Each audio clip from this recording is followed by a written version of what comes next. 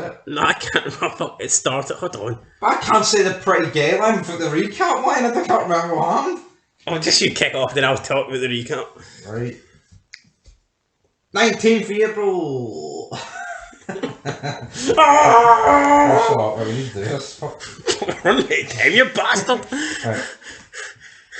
Shut the fuck up. Right, okay.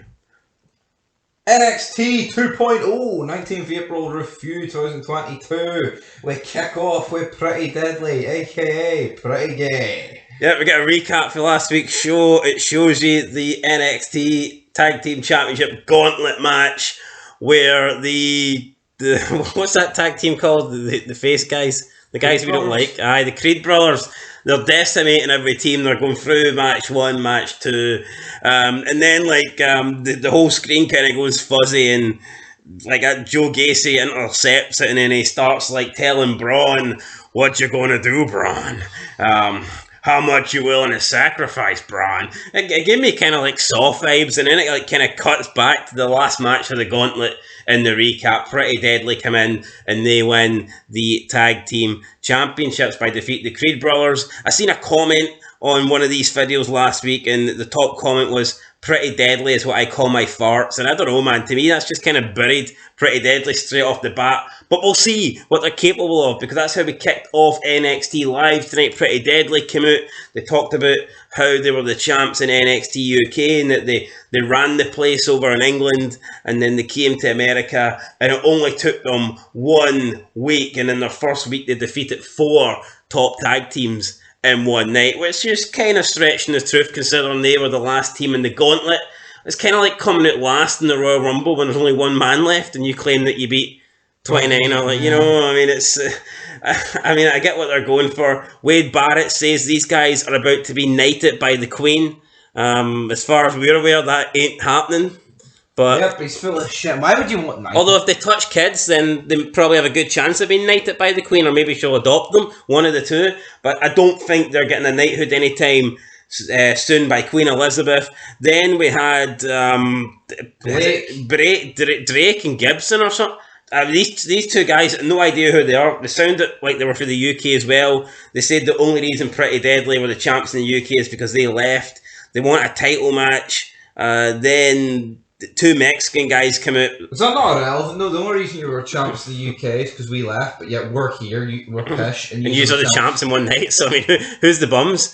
So that happened. Then 2 Mexicans came out. They were fighting. They get into a brawl, and then out of nowhere, Braun Breaker just comes through the crowd. Braun Breaker ain't taking any shit. I guess he's not waiting for his time. He gets in the ring. He calls out Gacy, says he wants Gacy tonight. Says if Gacy wants to find out what he's willing to sacrifice, come out into the ring and find out.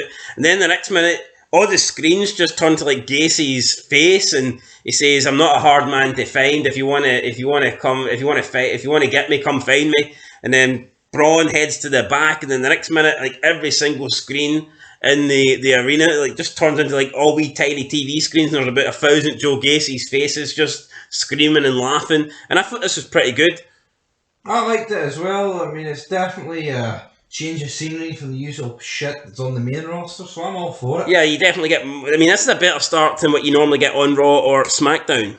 Up next, it was Carmelo Hayes with his wee buddy talking about how he invented the line. He is the line. He made the B Championship the A Championship that Cameron Grimes currently holds. And why Cameron Grimes holds that belt, nobody knows. I love the rhyme in here, but at the same time, it's like this whole talk about. He's not the only guy to say, "Oh, I am the line." That's along that line, pun intended. Well, I tell you what, Jimmy Uso said it last week on SmackDown, was it? And I remember commenting that he botched it, and then on the Raw recap, they changed it to the way that I said he should have fucking said it. Oh, well, there you go then, you were right. 120% right, man. But I mean, it was an alright, these guys are no bad, but I feel like, see, instead of this guy going around this title, should not be aiming a wee bit higher now? I guess there is a feud, but with the world title at the minute. But yeah, rather than maybe focusing on getting his own belt, but his old belt back, maybe he should focus on the world title. But he didn't do that. Then we cut to Santos Escobar, and he's sitting in his mansion, fucking drinking a pina colada or whatever it was he was drinking, and he basically says that he's gonna face him tonight, and it gave me Better Call Saul vibes here. Give me better than Better Call Saul. Give me gangster vibes. Then we have Tiffany Stratton versus Sari, and it was a 3-4 minute match. It was no bad. Every time Sari done a drop kick, it looked like she was trying to kill Tiffany Stratton. But anyway, headbutts.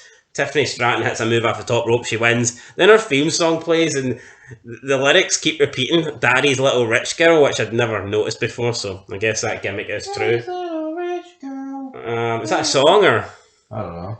I just made it up. I don't even know the tune. I just made it up in my head. I'm pretty sure like 2 months ago she was on the phone to her dad asking for money. So I guess that is the gimmick they're going with.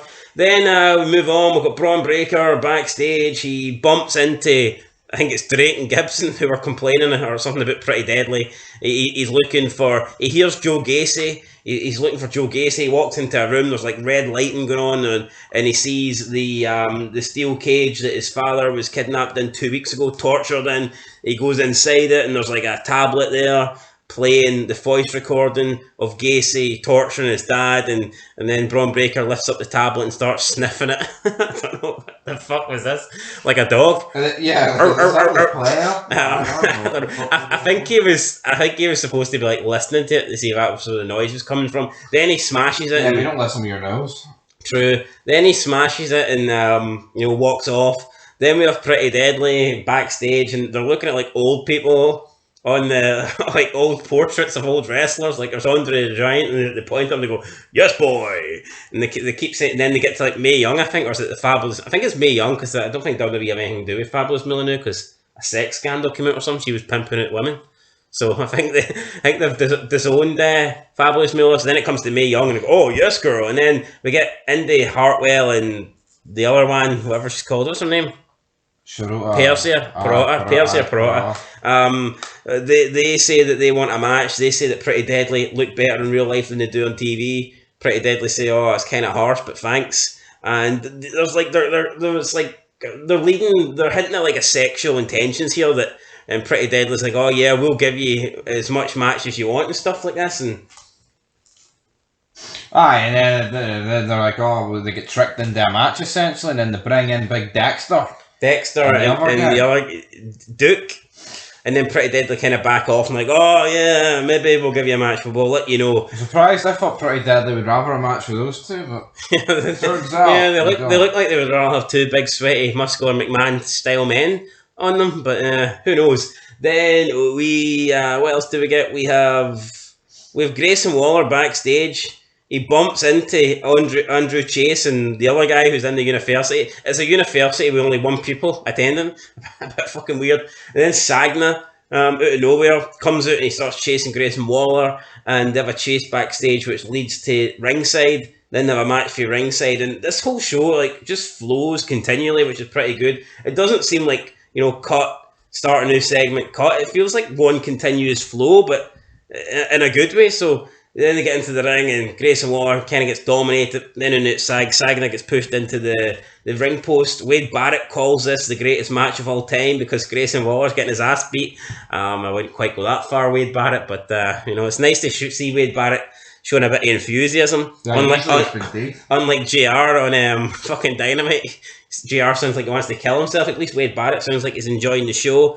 Then Grayson Waller hits his finisher on Sagna, picks up the win, and defeats him. Surprised he beat him, to be honest. I thought it would be a count-out victory or something. Yep, then we get Cora Jade talking about meeting her idols. Of course, that was Natalya, and basically how you meet your idols, but it turns out they're actually not that good. And especially in the case of Natalya, it turns out they're quite boring and it makes you want to hang yourself. I actually feel really bad that Cora Jade grew up idolising Natalya. That actually makes me sad inside. Yeah. Then Cora Jade holds a picture of her and Natalya from like 2014 or whatever and rips it in half. I mean, it's giving me My Name flashbacks. If you haven't seen it, then go check it out. If you haven't seen it, don't. Then says that as if it's pish, but it's better than Better Call Saul. Then we get some new. That's the standing point. Like, then we get some new person. What was her name? I suppose her name doesn't matter. She's not even debuted yet. Casey or something. Casey Ryback's on this train. She's going to debut next week. Toxic Attraction come in, kind of make fun of her, say that it's okay to get butterflies when you're standing next to us. Mandy Rose tells her, "Don't set the bar too high, kid, because you'll never reach it." Then she kind of answers back, and the third member of Toxic Attraction, the member that doesn't matter, challenges this person to a match, says that instead of having your match next week, your debut next week, why don't you have it tonight? And this person, I think she accepted, then she walked off. I don't know, she did something, then she walked off, and the focus is on Toxic Attraction. Then we move into, what's those Mexicans called? Legado del Fantasma. Aye, how do you know that? Something like that. Legado del Fantasma. Like something like that. Defeat Gibson and Drake. I was expecting Gibson and Drake to win because every time I watch Legio del Fatissimo, they lose. But tonight they actually won. Some high-flying moves, fast-paced match. I mean, what I like about NXT 2.0 is like literally every match is like 3 or 4 minutes.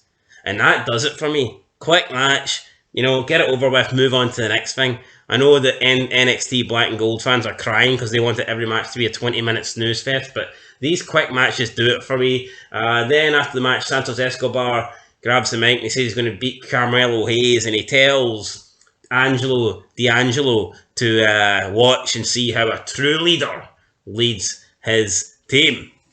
Then we get Santos Escobar versus Carmelo Hayes. But before that happens, we get like our highlights, a rewind, a recap of what happened during the break. And I can't remember the name of the team, but the team with the chick who's trying to find the guy a date on Tinder or whatever, they come out, they attack the Mexicans, and I guess this is setting up a 6-person tag match down the line. But regardless of that, we then get the match Carmelo Hayes versus Santos Escobar.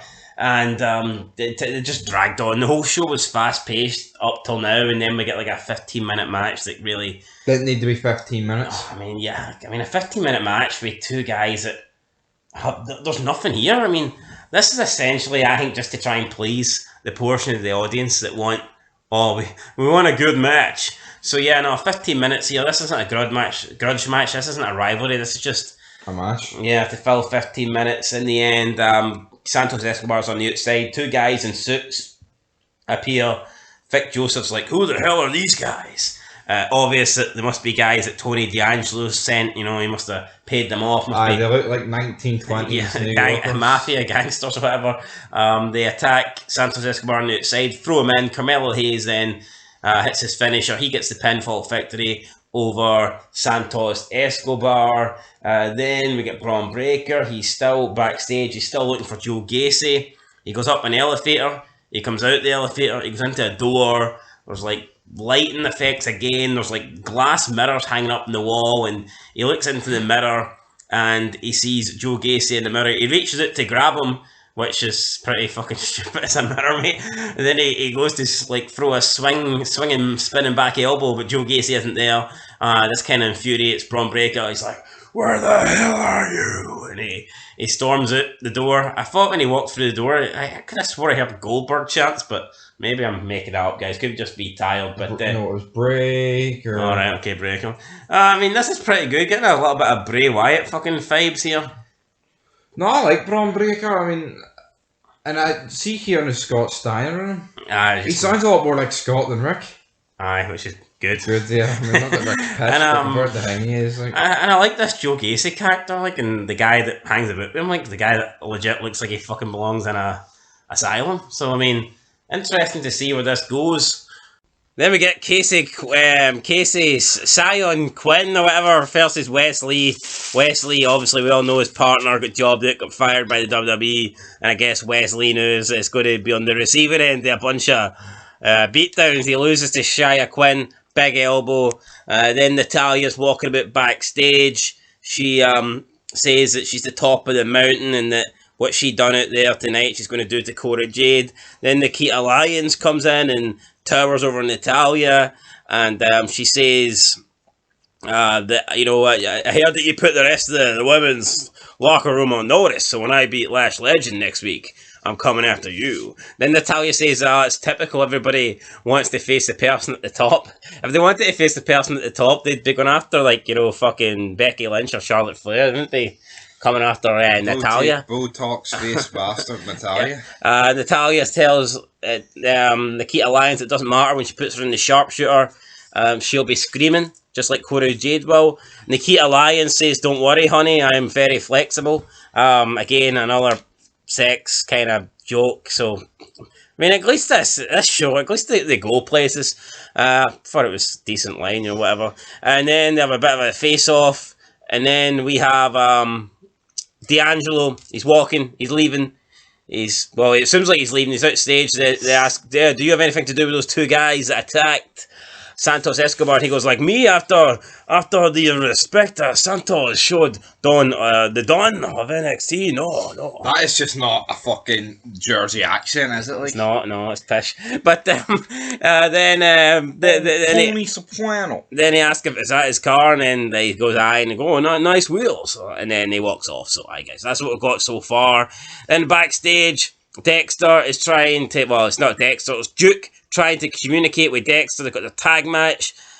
Duke is speaking to him. Dexter's not really hearing anything. Duke tries to make scary, angry faces to try and communicate.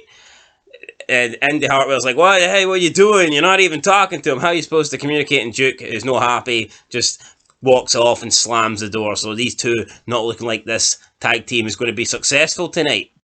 Then we move on to a match. It's Gacy Jane, Toxic Attraction, taking on that new person who is 21 and having their debut this week.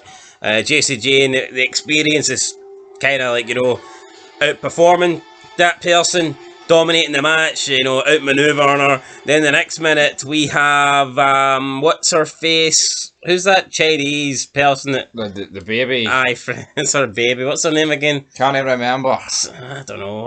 But anyway, the baby fucking is up on the screen. She's in Toxic Attraction's locker room. She's she's giving it a makeover. She's destroying the place.